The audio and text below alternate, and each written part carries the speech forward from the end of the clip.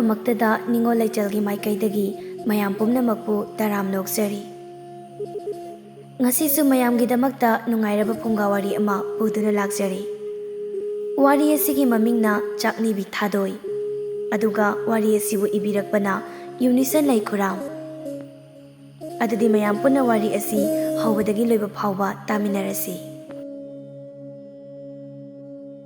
ꯃꯜꯂꯕ ꯂꯥꯏꯔ ꯈꯥꯡꯄꯣꯛꯇꯨꯒꯤ ꯃꯅꯨꯡꯗ ꯑꯏꯪꯕꯤ ꯑꯔꯣꯏꯕ ꯃꯇꯝ ꯉꯥꯏꯗꯨꯅ ꯌꯥꯝꯅ ꯋꯥꯅ ꯂꯩꯔꯤ꯫ ꯂꯩꯅꯥ ꯂꯥꯏꯑꯣꯡ ꯈꯪꯗꯅ ꯃꯍꯥꯛ ꯌꯥꯝꯅ ꯀꯟꯅ ꯅꯥꯔꯦ꯫ ꯃꯥꯏꯕ ꯃꯥꯏꯕꯤ ꯇꯧꯗꯨꯅ ꯈꯔ ꯃꯈꯩꯗꯤ ꯌꯦꯡꯈ꯭ꯔꯦ, ꯑꯗꯨꯕꯨ ꯐꯕ ꯀꯧꯕ ꯂꯩꯇꯦ, ꯁꯦꯜ ꯂꯩꯇꯕꯅ ꯃꯈꯥ ꯇꯥꯅ ꯑꯃꯨꯛ ꯌꯦꯡꯊꯕꯁꯨ ꯉꯝꯗ꯭ꯔꯦ꯫ ꯑꯏꯪꯕꯤ ꯃꯄꯣꯛ ꯌꯥꯝꯅ ꯊꯤꯔꯕꯤ ꯅꯨꯄꯤ ꯑꯃꯈꯛꯅꯤ꯫ ꯃꯄꯨꯔꯣꯏꯕꯒ ꯁꯦꯠꯅ ꯈꯥꯏꯅꯈꯤꯕ ꯆꯍꯤ ꯑꯃ ꯐꯥꯖꯤꯜꯂꯛꯂꯕꯅꯤ꯫ ꯍꯧꯖꯤꯛꯅ ꯃꯆꯥ ꯑꯅꯤꯒ ꯃꯍꯥꯛ ꯂꯩꯕꯅꯤ꯫ ꯊꯥꯗꯣꯏ ꯃꯃꯥꯒꯤ ꯃꯇꯧꯗꯨ ꯑꯉꯥꯡ ꯑꯣꯏꯔꯤꯕ ꯃꯍꯥꯛꯅ ꯌꯦꯡꯕ ꯉꯝꯖꯗꯦ꯫ ꯂꯣꯟꯅ ꯂꯣꯟꯅ ꯃꯤꯠꯂꯨꯗꯒꯤ ꯄꯤꯔꯥꯡ ꯀꯌా ꯑꯃꯁꯨ ꯁꯤꯟꯊꯩ꯫ ꯊꯥꯗꯣꯏꯅ ꯂꯥꯏ ꯈꯣꯏꯔꯝꯗꯨꯅ ꯍꯥꯏꯖꯩ, ꯍꯦ ꯇꯥꯏꯕꯪꯄꯥꯟꯕꯕꯨ ꯁꯦꯝꯕꯤꯔꯤꯕ ꯃꯄꯨ, ꯑꯩꯒꯤ ꯏꯃꯥꯕꯨ ꯑꯃꯨꯛꯇ ꯅꯥꯕ ꯐꯍꯟꯕꯤꯌꯨ꯫ ꯏꯃꯥꯅ ꯁꯨꯞꯅ ꯅꯥꯗꯨꯅ ꯂꯩꯔꯛꯂꯤꯕꯁꯦ ꯃꯇꯝ ꯌꯥꯝꯅ ꯀꯨꯏꯔꯦ꯫ ꯑꯩ ꯌꯥꯝꯅ ꯋꯥꯔꯦ꯫ ꯏꯃꯥꯒꯤ ꯃꯇꯧꯁꯤ ꯌꯦꯡꯉꯝꯗ꯭ꯔꯦ꯫ ꯏꯃꯥꯁꯦ ꯀꯞꯇꯨꯅ ꯑꯗꯨꯝ ꯂꯩꯔꯦ꯫ ꯏꯃꯥꯕꯨ ꯑꯃꯨꯛꯇ ꯅꯥꯕ ꯐꯍꯟꯕꯤꯌꯨ꯫ ꯇꯟꯖꯥꯁꯤꯗ ꯏꯃꯨꯡꯗꯒꯤ ꯃꯍꯥꯛꯀꯤ ꯃꯅꯥꯎꯅꯨꯄꯥ ꯊꯣꯏꯕꯗꯨ ꯌꯥꯍꯧꯔꯗꯨꯅ ꯀꯞꯂꯛꯂꯦ꯫ ꯊꯣꯏꯕꯒꯤ ꯃꯅꯥꯛꯇ ꯑꯏꯪꯕꯤꯁꯨ ꯂꯩ꯫ ꯃꯆꯥꯅ ꯌꯥꯍꯧꯔꯗꯨꯅ ꯀꯞꯂꯛꯄꯗꯨꯗ ꯃꯆꯥꯕꯨ ꯀꯞꯄ ꯊꯦꯝꯃꯤ꯫ ꯊꯣꯏꯕ, ꯏꯆꯥꯕꯨ ꯀꯞꯂꯕ꯭ꯔꯣ? ꯁꯦ ꯀꯞꯄ ꯇꯣꯛꯂꯣ, ꯀꯞꯄ ꯌꯥꯗꯦ꯫ ꯏꯆꯥꯁꯤ ꯃꯕꯨꯛ ꯁꯣꯏꯗꯅ ꯂꯥꯝꯂꯝꯂꯅꯤ꯫ ꯀꯝꯗꯧꯅꯤ ꯁꯤꯗꯤ? ꯃꯍꯥꯛꯅ ꯑꯁꯨꯝꯅ ꯅꯥꯗꯨꯅ ꯐꯃꯨꯡꯗ ꯀꯨꯟꯗꯨꯅ ꯁꯨꯝ ꯂꯩꯔꯛꯄꯁꯤ ꯅꯨꯃꯤꯠ ꯃꯁꯤꯡ ꯐꯅ ꯌꯥꯝꯂꯦ꯫ ꯑꯗꯨꯅ ꯊꯕꯛꯁꯨ ꯑꯃꯠꯇ ꯁꯨꯗ꯭ꯔꯤ꯫ ꯍꯥꯟꯅ ꯂꯩꯔꯝꯕ ꯁꯦꯜ ꯈꯔ ꯑꯗꯨꯁꯨ ꯑꯅꯥꯕ ꯂꯥꯌꯦꯡꯕꯗ ꯂꯣꯏꯅ ꯂꯣꯏꯈ꯭ꯔꯦ꯫ ꯍꯧꯖꯤꯛꯀꯤ ꯑꯣꯏꯅ ꯃꯃꯥ ꯃꯆꯥ ꯃꯈꯣꯏꯅꯤꯅ ꯆꯥꯅꯤꯡꯉꯥꯏ ꯆꯦꯡ ꯃꯔꯨ ꯑꯃꯠꯇ ꯐꯥꯎꯕ ꯂꯩꯇꯦ꯫ ꯃꯁꯤ ꯄꯨꯝꯕ ꯃꯍꯥꯛꯅ ꯈꯪꯉꯤ꯫ ꯃꯍꯥꯛꯀꯤ ꯊꯃꯣꯏꯅ ꯇꯥꯏꯕꯪ ꯁꯦꯝꯕ ꯃꯄꯨ ꯃꯍꯥꯛꯄꯨ ꯋꯥꯔꯧꯖꯩ꯫ ꯍꯦ ꯏꯁꯣꯔ, ꯅꯪꯁꯨ ꯌꯥꯝꯅ ꯐꯠꯃꯟꯗꯦ꯫ ꯀꯩꯒꯤꯅꯣ ꯏꯃꯥ ꯏꯆꯥꯒꯤ ꯄꯨꯟꯁꯤꯕꯨ ꯅꯪꯅ ꯁꯤ ꯌꯧꯅ ꯋꯥꯍꯟꯒꯦꯅ ꯈꯜꯂꯤꯁꯤꯕꯣ? ꯑꯩꯅ ꯁꯨꯝꯅ ꯂꯩꯔꯒ ꯏꯆꯥ ꯑꯅꯤꯅ ꯀꯔꯤ ꯆꯥꯒꯅꯤ? ꯏꯆꯥ ꯑꯇꯣꯝꯕꯁꯦ ꯃꯃꯥ ꯑꯩꯒꯤ ꯈꯣꯝꯂꯥꯡ ꯊꯛꯂꯤꯕꯅꯤ꯫ ꯆꯥꯅꯤꯡꯉꯥꯏ ꯂꯩꯇꯕꯅ ꯆꯔꯥ ꯀꯌꯥ ꯍꯦꯟꯈ꯭ꯔꯦ꯫ ꯀꯗꯥꯏꯗꯒꯤ ꯈꯣꯝꯂꯥꯡꯅ ꯏꯆꯥꯕꯨ ꯃꯕꯨ ꯄꯤꯊꯛꯀꯗꯧꯔꯤꯕꯅꯣ? ꯑꯩ ꯌꯥꯝꯅ ꯋꯥꯔꯦ꯫ ꯇꯁꯦꯡꯅ ꯃꯍꯥꯛ ꯋꯥꯖꯩ꯫ ꯄꯤꯛꯂꯤꯕꯤ ꯃꯆꯥ ꯑꯅꯤꯒꯤ ꯈꯟꯕꯗ ꯍꯦꯟꯅꯁꯨ ꯋꯥꯖꯩ꯫ ꯀꯔꯤꯒꯨꯝꯕ ꯑꯩꯅ ꯈꯨꯗꯣꯡꯊꯤꯕ ꯊꯣꯛꯇꯨꯅ ꯁꯤꯈ꯭ꯔꯕ ꯊꯣꯛꯈ꯭ꯔꯕꯗꯤ ꯏꯆꯥ ꯑꯅꯤꯁꯤꯗꯤ ꯀꯝꯗꯧꯍꯧꯒꯅꯤ? ꯑꯣꯟꯊꯣꯛꯅ ꯃꯔꯥꯏꯕꯛ ꯊꯤꯍꯧꯔꯅꯤꯗꯀꯣ꯫ ꯂꯝꯖꯥ ꯁꯔꯥ ꯃꯆꯥ ꯍꯥꯏꯕꯗꯣ ꯁꯣꯏꯗꯅ ꯑꯣꯏꯍꯧꯔꯅꯤ꯫ ꯑꯩꯅ ꯈꯜꯂꯤꯕ ꯋꯥꯈꯜꯁꯦ ꯀꯔꯤꯅꯣ? ꯑꯁꯨꯝꯅ ꯑꯩ ꯈꯟꯕ ꯌꯥꯗꯦ꯫ ꯑꯩ ꯁꯤꯕ ꯌꯥꯗꯦ꯫ ꯏꯆꯥ ꯑꯁꯤꯒꯤꯗꯃꯛ ꯑꯩ ꯍꯤꯡꯈꯤꯒꯅꯤ꯫ ꯄꯨꯟꯁꯤꯒꯤ ꯑꯋꯥꯕ ꯄꯣꯠꯂꯨꯝ ꯀꯌꯥ ꯄꯨꯕꯗꯨ ꯋꯥꯖꯔꯕ ꯃꯥꯒꯤ ꯄꯨꯟꯁꯤꯅꯤ꯫ ꯍꯧꯖꯤꯛꯁꯨ ꯋꯥꯔꯤ꯫ ꯑꯃꯨꯛꯁꯨ ꯃꯆꯥꯅꯨꯄꯥꯗꯨ ꯃꯈꯣꯜ ꯊꯣꯛꯅ ꯀꯞꯂꯦ꯫ ꯃꯆꯥꯅꯨꯄꯥꯕꯨ ꯄꯝꯈꯠꯇꯨꯅ ꯃꯕꯨꯛ ꯑꯃꯨꯛ ꯄꯤꯊꯛꯏ꯫ ꯇꯣꯛꯑꯣ, ꯏꯆꯥ ꯀꯞꯄ ꯌꯥꯗꯦ꯫ ꯏꯃꯥ ꯂꯩꯔꯤꯁꯤꯗꯤ꯫ ꯊꯥꯗꯣꯏ, ꯏꯃꯥꯒꯤ ꯊꯥꯗꯣꯏ, ꯅꯪꯕꯨ ꯏꯃꯥꯒꯤ ꯅꯥꯛꯇ ꯑꯝꯇ ꯂꯥꯛꯎꯅꯦꯍꯦ꯫ ꯊꯥꯗꯣꯏꯁꯨ ꯇꯨꯃꯤꯟꯅ ꯆꯪꯉꯤ꯫ ꯑꯏꯪꯕꯤꯅ ꯍꯥꯏ, ꯌꯦꯡꯉꯣꯏ, ꯆꯦꯡꯐꯨꯗ ꯆꯦꯡ ꯌꯥꯎꯍꯧꯔꯤꯕ꯭ꯔꯥ? ꯀꯗꯥꯏꯗꯒꯤ ꯆꯦꯡꯅꯣ ꯏꯃꯥ? ꯌꯥꯎꯍꯧꯗꯦ꯫ ꯉꯔꯥꯡ ꯅꯨꯃꯤꯗꯥꯡꯁꯨ ꯊꯣꯡꯅꯤꯡꯉꯥꯏ ꯆꯦꯡ ꯂꯩꯇꯕꯒꯤ ꯆꯥꯛ ꯊꯣꯡꯈꯤꯗ꯭ꯔꯤꯕꯗꯨꯗꯤ? ꯑꯏꯪꯕꯤ ꯃꯍꯥꯛ ꯋꯥꯈꯜ ꯇꯥꯔꯛꯏ꯫ ꯑꯣ, ꯉꯔꯥꯡ ꯅꯨꯃꯤꯗꯥꯡꯁꯨ ꯏꯃꯥ ꯏꯆꯥ ꯑꯩꯈꯣꯏ ꯆꯔꯥ ꯍꯦꯟꯈꯤꯀꯣ꯫ ꯀꯝꯗꯧꯅꯤ ꯁꯤꯗꯤ? ꯅꯪꯁꯨ ꯅꯕꯨꯛ ꯂꯥꯝꯕꯅ ꯂꯣꯏꯔꯝꯂꯅꯤ ꯇꯧꯔꯤꯁꯦ꯫ ꯏꯃꯥ, ꯑꯩꯕꯨꯗꯤ ꯂꯥꯝꯗꯦꯗ, ꯏꯁꯤꯡ ꯈꯔ ꯊꯛꯆꯤꯜꯂꯦ꯫ ꯃꯆꯥꯒꯤ ꯋꯥꯍꯩꯁꯤꯅ ꯃꯃꯥ ꯑꯣꯏꯕꯤ ꯃꯥꯒꯤ ꯊꯃꯣꯏꯗꯤ ꯇꯁꯦꯡꯅ ꯋꯥꯍꯜꯂꯤ꯫ ꯐꯥꯖꯤꯟꯕ ꯉꯝꯗ꯭ꯔꯕ ꯃꯍꯥꯛꯀꯤ ꯄꯤꯔꯥꯡꯗꯨ ꯃꯤꯠꯂꯨꯗꯒꯤ ꯃꯅꯤꯡ ꯇꯝꯅ ꯁꯤꯟꯊꯔꯛꯏ꯫ ꯏꯃꯥꯒꯤ ꯊꯥꯗꯣꯏ, ꯑꯣꯟꯊꯣꯛꯅ ꯂꯥꯏꯕꯛ ꯊꯤꯗꯀꯣ ꯅꯪꯁꯦ꯫ ꯄꯤꯁꯛ ꯄꯤꯛꯅ ꯑꯋꯥꯕ ꯀꯌꯥ ꯅꯪꯂꯦ꯫ ꯏꯃꯥ, ꯅꯆꯥ ꯑꯩ ꯀꯩꯁꯨ ꯇꯧꯗꯤꯌꯦ꯫ ꯏꯃꯥ, ꯑꯌꯨꯛꯀꯤ ꯆꯥꯛ ꯑꯁꯤꯗꯤ ꯀꯝꯗꯧꯁꯤꯒꯦ? ꯏꯃꯥꯗꯤ ꯆꯥꯛ ꯆꯥꯗꯕ ꯌꯥꯔꯣꯏ꯫ ꯑꯕꯨꯡꯉꯣꯁꯦ ꯃꯕꯨꯛ ꯊꯛꯂꯤꯕꯅꯤ ꯏꯃꯥ꯫ ꯏꯃꯥ, ꯑꯩ ꯀꯅꯥꯗꯒꯤꯅꯣꯃ ꯆꯦꯡꯂ ꯆꯥꯛꯂ ꯅꯤꯔꯨꯒꯦ꯫ Mamana naduna laikraba matung numit nini humni surakpadagidi mahakna laikaida koichat chatuna yumthong khudingi changduna sing sak khara kharata oirabasu nijabani. Laikai gi miyoi sing adusu thadoi gi matau adu ubada khara khara hamnarakhi. Cheng maru ama hapagi mahutta mahakpu phana thina chairakpasu kaya ama yaukhi. Thadoi migi michai pumba mahak loina khangki. Nangbu kanadagi cheng sak nigadoribano. Nangbu mikna thina nganglak chairi haidaine. Ima ngangni ngangjasano ai karisu khanbidiye. Ima ai chachara hendraga loire ima. Adudi ai chengni rukhige ko. Karamba mama mapa oibana macha singbu sakni phiniba oihangani.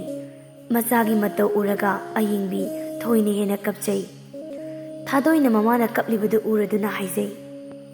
Ima adumna dum kaptuna leirabadi yararoi. Se to karigino imana kaplisibo. Ima haksangdu hena soksin khinabani. Se tokloba ai pi taithokpige. Asi haiduna makut macha aduna mamagi maithongda sinthariba pirang adubu taithokpi. Ai satlagi nachana ngamnaba soidanane chengla chakla purakani ima nangairamuko. Asamna hairamduna thadoi makutta phi macha ama paiduna mayumdagi thokre. Ayingbi mahak hojiktada khangba ngamlaktraduna makhol thokna kapthorakle. Imagi thadoi ichagi matause imadi yengamdrene. Imagi thamoi si puba ngamdre. Asuk pikna changni phini be haibado oiredako. Nangse aigi isaoina phanglubana nama aigi awabada yawredako. Oh makoi pabung nangdi pumnamak tumina yengduna laiboiramganidako. Kaigino nangna maisalagasida ima isabo sumna udoktuna thanamliba. Nachanupigi matause nangbo yengba ngamlibro. Aigi thamoidi puba ngamdre. Asiyaiduna maithong aduma pirangna pumchochotuna mahak kappi. Somdana thadoi lambigi matai aduda chatli wakhal kaya amasu mahak khalli. Aibu ngasi sibu kanagi imungda changduna chengchak nirusige. Ngarangsu khajiktamak pire numidangsu chara hele aibu. Lairiba yumsing aduna muna yengduna kanagi imungda changsige haina mahak wakhal tawi. Samchatuna laibadi yadabanina thadoi yum amada hekta changsili sumang aduda leptuna mi kawi. Yum sibu mi kana laibage chengchak ni balakliye khara hapiyo kana laibage. Imungdagi maunaha ama prap tholai mapuroibaga khatnabagi yamna sauna leiramba nupi ama khakni. Thadoina nupido ubada haijai. Idomcha chengchak ni balakliye khara hapiyo. Yamna sona haijai masida tathotna yam sauna khommi. Hai kanagi macha masuno nangmu namana pa leitabro kadaidagi chengchakno leite chalu. Idomcha aigi mado yamna kanna naduna lehawi. Imana chanaba cheng amata lehaude. Aibu nungsibiduna chengchak khajikta oirasu hapiyo. Noi namana pana mafam asida nakoina chanaba chengchak thamira hairiro. Khoidau saugalapane. Hai yam thun chalo. Ngasine nangonda loi tainarakani ko. Thadoidi ikaiba pumnamak thadoklabini cheng khoya amata oirabasu phanglabadi khanduna mahak leptana haijai. Idomcha aibu nachamakni khanduna amukta nungsibiyo. Nachana phigau sana yajari cheng khoya amata oirasu hapiyo. Hai leite hairadi leitedana nakoina namai ikaiba to yamna khangdrisibu kaigino aina phuraktrigaidane nang yam thuna chaloro nang. Thadoi asiguma michai kaya ama handaki matang asida mahak tare. Mapungingda nungaitaba kaya amadi phaujai adubu mahak khangi minungsigi irik amata oirabasu phangadra haina mahak yumsida changlubani. Adubu upai leite thadoi mamai leiduna makhong tapna thangduna thokpa taki. Tathotna lahawi. Hai nang ne matung manawai khoidaga lakanu ko nasaktu yeningde. Kari thuena tawsu sari lo khangdena. Thamoi pandaba mi amagumna mahak imungda changki. Thadoi lambiduda amuk changi. Mahak migi michai phana tarabasu mamagi damak khallaga mahak chengchak khajikta oirasu phangdri phawba yumthong khudingda changduna niba taki. Mathamoida mina kari hairakani haibagi akiba amadi masada adumak phawri. Thadoi yum amada amuk changsili makhol di thokna amuksu kawi. Yum sibu mi kana kana leibage chingchak ni balak liye khara hapiyo. Anirak ahumlak kaurabada imungdagi macha chenbi nupi ama tholai. Kanano kari leire? Idomcha chingchak kita hapiyo. Aikoi ngasi gi cheng amata leihaude. Aikoi bamukta nungsibiyo. Nupido khangsaw hekta sawi. Kari ba? Napana puna mafam sida nakoi na chanaba chengchak thanamena haibrani he. Chalo chalo. Siet iban na phinaro laduga khumo chadaga yingine. Idomcha aibo mukta nungsibiyo. Cheng khoya ma toiraba sapiyo. Masi masi wa makha yam tai. Thabak na thabak yamane yam thuna chalo. Kadai da gi chakni bino. Nama na paga mata leitabro nangbo. Karamba mama mapano ne macha sibu chengchak ni ba thadok ni sibo. Mathong saba imung oiramoi. Idomcha ai ima do kanna na do na leihawi. Ima na jana ba chengchak amata leihaude. Khasik to sapiyo. Leite leite. Nangonda hapna ba chengchak amata leite. Yam thuna chalhoro nang. Asi haiduna mahak imungda changki. Thadoi upai leite. Fana kanna di mahak haijabani. Adubu kana amatana lairaba magi thawaibu nungsibidri. Yumdudagi amuk mahak makhong thangduna tholai. Thadoi lambigi mataiduda mahak wakal kaya khanduna chatli. Ngasise kana amatana chingchak kari su piraktre. Aigi imadi kari chagani. Nanawdo mabuk thaklibani. Ai mina thina chailaklasu ikaiba yade. Ai yumsida amukta changlokige. Asi haiduna leiriba thongalduda changge haina hek tawbaga leibak makhada taduna leiramba sapu akaiba machet amada magi makhongdu hek netsilui. Thadoi makhong khongpak tu I thokli nabana loire. Ayoi ma asa athokna nakhre dako. Nabana phamthai aduga makhong khongpak tu thangatuna yengi. Sapu akaiba machet amana makhong khongpak ta yungduna leire. Madabu makotuna satoi isu thokli nabana sungauri. China do khangba ngamdraduna mamita pirangsu ihauri adubu ma khangjili. He laibak ai laibak asina suyamna nongdam thiriba sibu kaigino. Ikhong asida tongningai sa amata leite. Ikhong asi thangduna ai chakliba chatlibani. Nangna muk aigi khongyada thillabadi ai chetpa ngamgadra. Nangsi onthokna minungsi leite dako. Ngehak di mahak makhada phamthaduna lei adubu adumak phamduna leibadi yadabani. Ai sumna phamduna leiba yadena. Ima chaklambana loiramlani. Ai yumsid changage. Thadoi do tapna hogotli makhong da chumna thangbadi ngamde. Makhong yetu sek sek tuna mahak yumdu tamna changi. Sangoi edudagi mahakna mangolda leiriba angang amaga magi mamagana leiribadu hek urui. Mangol aduda thoibina magi machanupa tompokpu chakana inbiri. Imagi tompok sisi chak chakhum simaga charo. Haima nangbu oklabro semni simatanga charo. Aina dine chak mayam amaga thirakli. Ima ai chak chaningdre okle. Nang sideko hore ne chak lamedana ningai tawakanu ko. Thadoi da changsili aduga tapna. Idomcha karigumba wa mata haijagi. Thoibisu ing thorai angangdo ubada mana khumi. Kari haibage. Idomcha chanaba cheng oirasu khita hapiuba. Ai chingchak ni balak libani. Imado masak kanangamdadana leihawi. Cheng oirasu khita hapiu. Thoibi angang adugi wahi tabada magi thamoida nungaitaba ama phawi. Haima nangi pabungdi. Aigi pabungdi laikhidre. Ihi onthokpanida. Nate nang mo nasado yamna sona su ure kuchu kumen so amata thoktrene. Thadoi kari so haiba ngamdi mahak tumin lei thoibina. Singdine amata leiramla loi tawrise.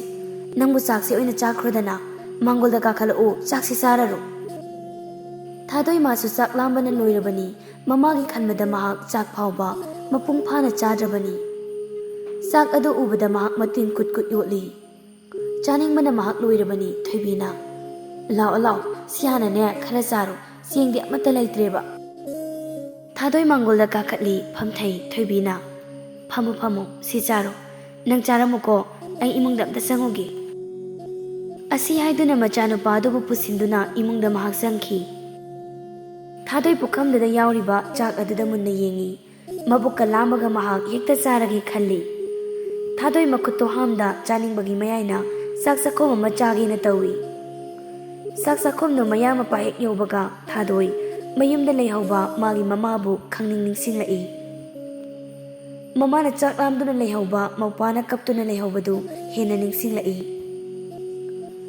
ꯃꯗꯨꯕꯨ ꯅꯤꯡꯁꯤꯡꯂꯨꯕꯗ ꯃꯍꯥꯛ ꯆꯥꯒꯦ ꯍꯥꯏꯅ ꯊꯥꯡꯒꯠꯂꯨꯕ ꯆꯥꯛ ꯆꯥꯛꯈꯣꯝꯗꯨ ꯆꯥꯕ ꯉꯝꯗꯦ, ꯋꯥꯈꯜꯗ ꯑꯣꯏꯅ ꯈꯜꯂꯤ꯫ ꯀꯅꯥꯃꯠꯇꯅ ꯆꯦꯡ ꯈꯨꯌꯥ ꯑꯃꯠꯇꯁꯨ ꯍꯥꯞꯄꯤꯔꯛꯇ꯭ꯔꯦ ꯉꯁꯤꯗꯤ꯫ ꯃꯁꯤꯗ ꯂꯩꯔꯤꯕ ꯆꯥꯛ ꯑꯁꯦ ꯑꯩꯅ ꯆꯥꯊꯣꯛꯂꯕꯗꯤ ꯏꯃꯥꯗꯤ ꯀꯔꯤ ꯆꯥꯒꯅꯤ?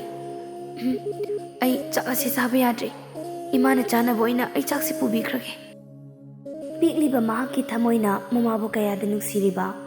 ꯃꯍꯥꯛ ꯃꯃꯥꯒꯤꯗꯃꯛꯇ ꯌꯥꯝꯅ ꯈꯜꯂꯤ꯫ ꯃꯍꯥꯛ ꯆꯥꯗ꯭ꯔꯕꯁꯨ ꯌꯥꯔꯦ ꯍꯥꯏꯅ ꯈꯟꯗꯨꯅ ꯄꯨꯈꯝꯗ ꯌꯥꯎꯔꯤꯕ ꯆꯥꯛꯁꯤꯡꯗꯨ ꯃꯥꯅ ꯄꯨꯔꯛꯄ ꯐꯤ ꯑꯗꯨ ꯇꯤꯡꯊꯣꯛꯇꯨꯅ ꯍꯥꯞꯆꯤꯜꯂꯤ꯫ ꯃꯗꯨ ꯄꯨꯗꯨꯅ ꯃꯍꯥꯛ ꯃꯐꯝ ꯑꯗꯨꯗꯒꯤ ꯊꯣꯔꯛꯂꯤ꯫ ꯃꯈꯣꯡ ꯁꯦꯛ ꯁꯦꯛꯇꯨꯅ ꯃꯍꯥꯛ ꯃꯌꯨꯝ ꯇꯝꯅ ꯆꯠꯂꯤ꯫ ꯃꯃꯥꯅ ꯆꯥꯅꯕ ꯆꯥꯛ ꯈꯔ ꯐꯪꯂꯕꯗ ꯃꯥꯒꯤ ꯊꯃꯣꯏꯅ ꯋꯥꯔꯝꯕꯗꯨ ꯈꯔ ꯃꯈꯩꯗꯤ ꯐꯔꯦ꯫ ꯊꯥꯗꯣꯏ ꯏꯃꯨꯡꯗ ꯆꯪꯉꯤ, ꯃꯃꯥꯒꯤ ꯃꯅꯥꯛꯇ ꯆꯪꯁꯤꯜꯂꯤ꯫ ꯏꯃꯥ, ꯑꯩ ꯍꯜꯂꯛꯑꯦ꯫ ꯅꯪꯕꯨ ꯌꯥꯝꯅ ꯀꯨꯏꯗ꯫ ꯏꯃꯥ, ꯃꯤꯁꯤꯡꯁꯦ ꯃꯕꯨꯛ ꯌꯥꯝꯅ ꯐꯠꯇꯦ꯫ ꯑꯩꯅ ꯆꯦꯡ ꯆꯥꯛ ꯈꯤꯇ ꯍꯥꯞꯄꯤꯌꯣꯅ ꯍꯥꯏꯕꯗꯅꯦ, ꯍꯔꯥꯎ ꯍꯔꯥꯎꯅ ꯑꯃꯠꯇ ꯌꯥꯔꯛꯇꯦ꯫ ꯍꯥꯞꯂꯛꯄꯒꯤ ꯃꯍꯨꯠꯇꯅꯦ ꯑꯩꯉꯣꯟꯗ ꯊꯤꯅ ꯊꯤꯅ ꯆꯩꯔꯛꯏ꯫ ꯍꯥ, ꯏꯆꯥꯗꯕꯨ ꯃꯣꯏꯅ ꯆꯩꯔꯛꯏꯕ? ꯑꯌꯤꯡꯕꯤ ꯃꯥꯒꯤ ꯊꯃꯣꯏꯅ ꯅꯨꯡꯉꯥꯏꯇꯦ꯫ ꯏꯃꯥꯅ ꯅꯥꯕ ꯍꯦꯛ ꯐꯕꯒꯅꯦ, ꯏꯃꯥꯅ ꯊꯕꯛ ꯁꯨꯗꯨꯅ ꯁꯦꯜ ꯇꯥꯟꯒꯅꯤ, ꯑꯗꯨꯒ ꯏꯆꯥ ꯑꯅꯤꯕꯨꯅꯦ ꯃꯕꯨꯛ ꯊꯟꯅ ꯆꯥꯛ ꯄꯤꯖꯗꯣꯏꯅꯤ꯫ ꯏꯃꯥꯅ ꯏꯆꯥꯕꯨ ꯈꯛ ꯋꯥꯍꯜꯂꯣꯏ꯫ ꯏꯃꯥ, ꯅꯪ ꯅꯥꯕ ꯊꯨꯅ ꯐꯔꯣ꯫ ꯅꯪꯅ ꯁꯨꯝꯅ ꯅꯥꯗꯨꯅ ꯂꯩꯕꯁꯦ ꯅꯆꯥ ꯑꯩ ꯌꯥꯝꯅ ꯋꯥꯏ꯫ ꯅꯥꯕ ꯐꯔꯣ ꯏꯃꯥ꯫ ꯐꯔꯗꯣꯏꯅꯤ ꯐꯔꯗꯣꯏꯅꯤ, ꯅꯥꯕꯕꯨ ꯀꯌꯥꯝ ꯀꯨꯏꯅ ꯂꯩꯕ ꯌꯥꯅꯤꯒꯦ?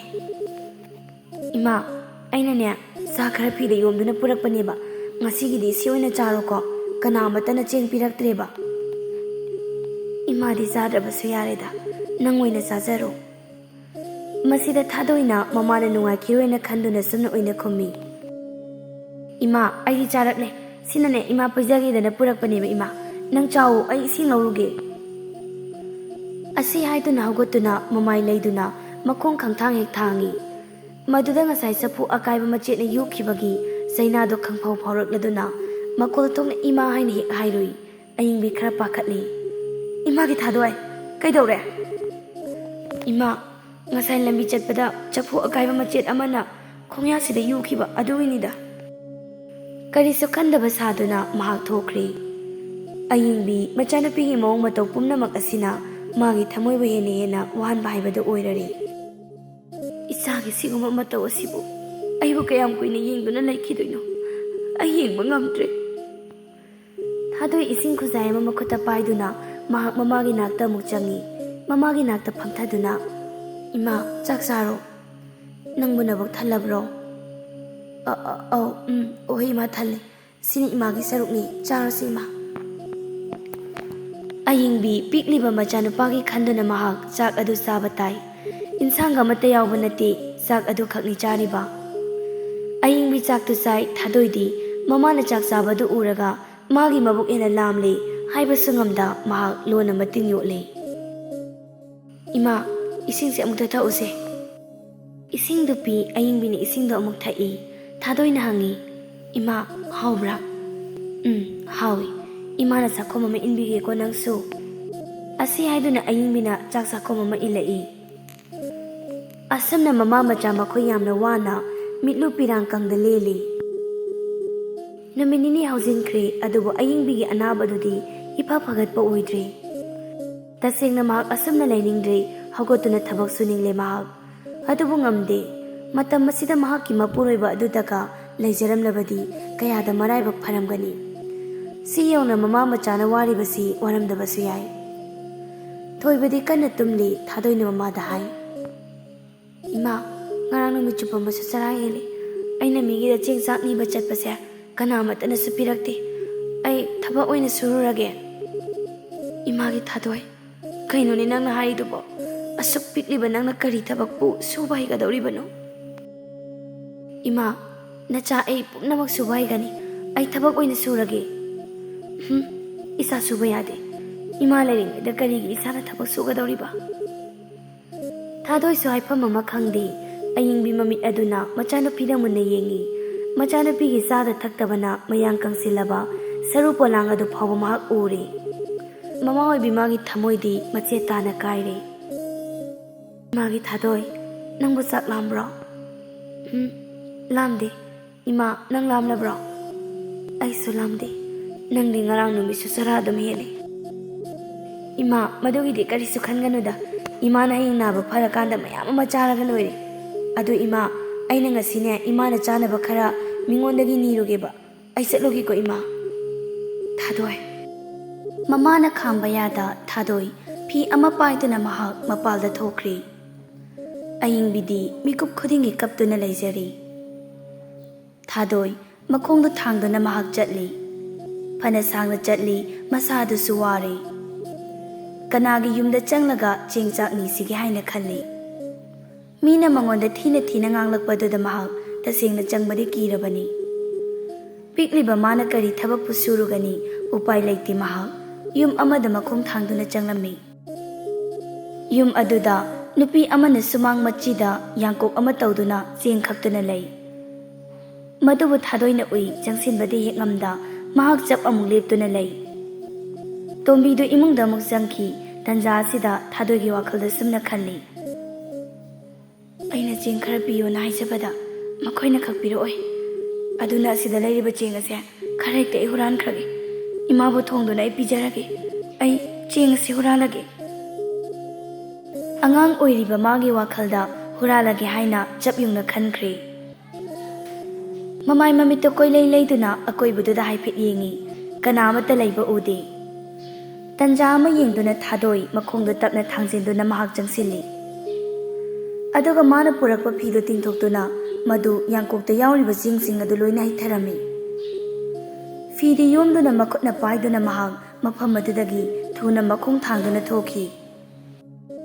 Tombisu mapalda tholai thongal adumda yengthoklubada angang nupi macha ama thokhibadu ui. Kanagi angang nune thongal sidagi thokhrisiba. Asi haiduna makhada kumtharai. Hanna yengtharubada yangkokta yahoba chengdo amata yauramdre. Sida yahoba chengsing adudi kadaida chatkre. Amata yauramdre na. Kamai tawni tawrisidi. Kana laktuna bu lawkhragini tawrisibo. Akoibada koyeng yengi adubu magi chengdu leiba ude. Oh, hasiki thongal da thokiba angang aduna. Sidagi chengsing adu huduna pukiba soidana oigani. Kanagi angang oirasanu. Khoidawse othok sawringida ko ai. Ngayaktang aini imungda changning asida. Mahak sawning bana loire wakhal aduda khalli.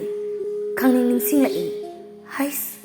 Ayingbigi machanpi thadoidu yumthong khudingi changdana seng hapiyudana yam kana niribani. Ngarang sai khoida laami.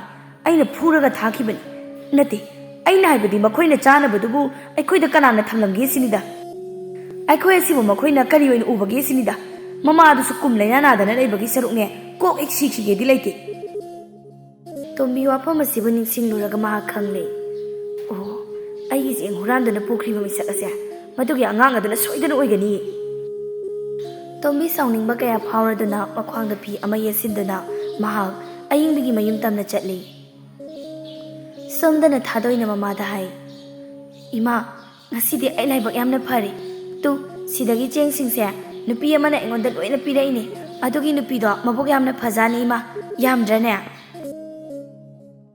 Asuk yamba chengbu miyoi ama khaktana pirakpa. Mahak adubu kana oirajana. Magi thamoina magi machana migi mapot manan huralamgani haibadi khak thajarude. Ima simayamse leirabanina aikhoi numit kharani di chara helaroi. Ai sak thongluragi ima ai chak yamna lame. Hoi thonguro. Singdu paiduna thadoi zakhum jangki. Ayingbina mathanta hai. Kanano ne? Hasiki matam asida asuk pukchel chawbasibo. Ima ai chabu mana nuksibiba. Tanja asida mapaldagi tombina makhol hauna kaurai. Ayingbi! Nang mapalda thuna tholao. Ayingbi sutai haugatuna chatpa phajana ngamdabanina. Kanano? Ai imungda laiye imungda oina changbirao. ꯇꯣꯝꯕꯤ ꯏꯃꯨꯡꯗ ꯐꯠ ꯆꯪꯉꯤ ꯂꯩꯔꯤꯕꯤ ꯑꯌꯤꯡꯕꯤꯕꯨ ꯌꯦꯡꯗꯨꯅ ꯑꯌꯤꯡꯕꯤ ꯅꯆꯥꯅꯨꯄꯤ ꯀꯗꯥꯏꯗ ꯂꯩ ꯏꯆꯦ ꯀꯩꯗꯧꯕ ꯌꯥꯎꯔꯦ ꯑꯌꯤꯡꯕꯤ ꯅꯪꯒꯤ ꯅꯆꯥꯅꯨꯄꯤꯁꯤꯗꯤ ꯌꯥꯝꯅ ꯉꯝꯃꯤꯅ ꯍꯥꯏꯔꯤꯁꯤꯕꯨ ꯏꯆꯦ ꯑꯌꯤꯡꯕꯤ ꯏꯉꯛꯉꯛꯂꯤ ꯇꯣꯝꯕꯤꯅ ꯑꯩꯅꯅꯦ ꯁꯨꯃꯥꯡꯗ ꯌꯥꯡꯀꯣꯛꯇ ꯍꯥꯞꯇꯅ ꯊꯝꯂꯝꯕ ꯆꯦꯡ ꯑꯗꯨꯕꯨ ꯅꯪꯒꯤ ꯅꯆꯥꯅꯨꯄꯤꯅ ꯂꯣꯏꯅ ꯍꯨꯗꯨꯅ ꯄꯨꯈ꯭ꯔꯦꯗꯅ ꯍꯥ ꯈꯣꯟꯖꯦꯜ ꯑꯁꯤ ꯊꯥꯗꯣꯏꯁꯨ ꯇꯥꯔꯤ ꯊꯥꯗꯣꯏ ꯃꯥꯅ ꯍꯨꯔꯥꯜꯂꯨꯕ ꯀꯧꯕꯅ ꯃꯁꯥ ꯑꯗꯨ ꯊꯛ ꯊꯛ ꯅꯤꯛꯇꯨꯅ ꯂꯩ ꯇꯣꯝꯕꯤꯅ ꯋꯥ ꯃꯈꯥ ꯇꯥꯏ ꯉꯝꯃꯤ ꯌꯥꯝꯅ ꯉꯝꯃꯤꯀꯣ ꯑꯉꯥꯡ ꯑꯁꯨ ꯑꯣꯏꯅ ꯃꯈꯨꯠ ꯃꯁꯥ ꯁꯥꯡꯉꯕ ꯑꯌꯤꯡꯕꯤ ꯅꯆꯥꯅꯨꯄꯤꯁꯤ ꯈꯔ ꯋꯥꯔꯛꯎꯅꯦ ꯑꯌꯤꯡꯕꯤ ꯃꯆꯥꯅꯨꯄꯤ ꯊꯥꯗꯣꯏꯅ ꯃꯥꯒꯤ ꯃꯐꯝꯗ ꯆꯥꯎꯅ ꯃꯤꯅꯝꯂꯦ ꯍꯥꯏꯕꯁꯤ ꯃꯥꯁꯨ ꯈꯪꯂꯤ ꯃꯍꯥꯛ ꯋꯥ ꯑꯃꯠꯇ ꯈꯨꯝꯕ ꯉꯝꯗꯦ ꯇꯣꯝꯕꯤꯅ ꯑꯃꯨꯛ ꯋꯥ ꯑꯃꯁꯨ ꯍꯥꯏꯔꯝꯒꯦ ꯅꯆꯥꯅꯨꯄꯤ ꯑꯁꯤꯅ ꯆꯪꯗꯨꯅꯅꯦ ꯆꯦꯡ ꯆꯥꯛ ꯅꯤꯗꯕ ꯌꯨꯝ ꯑꯃꯠꯇ ꯂꯩꯇ꯭ꯔꯕꯅꯤ ꯃꯤ ꯂꯣꯏꯅ ꯁꯥꯎꯅꯔꯕꯅꯤ ꯅꯆꯥꯅꯨꯄꯤꯁꯤ ꯐꯥꯖꯜꯂꯨ ꯑꯩꯅ ꯉꯁꯤ ꯍꯥꯏꯔꯤꯕꯁꯤꯅꯅꯦ ꯃꯇꯨꯡꯗ ꯈꯛ ꯑꯁꯨꯝꯅ ꯇꯧꯗꯅꯕꯅꯤ ꯏꯆꯦ ꯑꯩꯅ ꯍꯛꯆꯥꯡꯁꯦ ꯅꯥꯗꯨꯅ ꯂꯩꯕꯁꯤꯗ ꯏꯆꯥꯁꯤꯅ ꯉꯝꯅꯕ ꯍꯥꯏꯗꯅ ꯇꯧꯔꯤꯕꯅꯤ ꯐꯅ ꯅꯥꯒꯦꯔꯥ ꯅꯥꯔꯣꯏꯔꯥ ꯃꯤꯉꯣꯟꯗ ꯄꯤꯌꯨ ꯄꯤꯌꯨ ꯍꯥꯏꯅ ꯄꯪꯅꯤꯗ ꯅꯤꯕꯁꯤꯕꯨ ꯆꯨꯝꯕ꯭ꯔꯣ ꯑꯩꯒꯤ ꯆꯦꯡꯁꯨꯅꯦ ꯃꯥꯅ ꯍꯨꯔꯥꯟꯕ ꯅꯆꯥꯗꯣ ꯀꯗꯥꯏꯗ ꯂꯩ ꯑꯩ ꯌꯥꯝ ꯁꯥꯎꯔꯤꯕꯅꯤꯀꯣ ꯑꯩ ꯍꯨꯔꯥꯟꯕꯤ ꯅꯆꯥꯗꯣ ꯑꯝꯇ ꯑꯩ ꯋꯥꯔꯛꯂꯝꯒꯦ ꯑꯁꯤ ꯍꯥꯏꯗꯨꯅ ꯀꯨꯌꯦꯡ ꯌꯦꯡꯂꯛꯏ ꯑꯌꯤꯡꯕꯤ ꯃꯥꯒꯤ ꯊꯃꯣꯏꯗ ꯊꯣꯏꯅ ꯍꯦꯟꯅ ꯄꯥꯈꯠꯂꯤ ꯇꯣꯝꯕꯤ ꯌꯥꯝꯅ ꯁꯥꯎꯅ ꯆꯥꯛꯈꯨꯝ ꯑꯗꯣꯝꯗ ꯆꯪꯉꯤ ꯍꯟꯅ ꯌꯦꯡꯂꯨꯏ ꯎꯔꯦ ꯊꯥꯗꯣꯏꯅ ꯃꯁꯥ ꯄꯨꯝꯕ ꯇꯥꯁꯤꯟꯗꯨꯅ ꯃꯁꯥ ꯊꯛ ꯊꯛ ꯅꯤꯛꯇꯨꯅ ꯐꯝꯂꯒ ꯂꯩꯔꯤꯕꯗꯨ ꯆꯐꯨ ꯃꯍꯤꯁꯨ ꯕ꯭ꯔꯣꯡ ꯕ꯭ꯔꯣꯡ ꯁꯧꯗꯨꯅ ꯂꯩ ꯀꯣꯝꯄꯥꯛꯇ ꯆꯦꯡ ꯈꯔ ꯑꯃꯁꯨ ꯍꯥꯞꯇꯨꯅ ꯂꯩ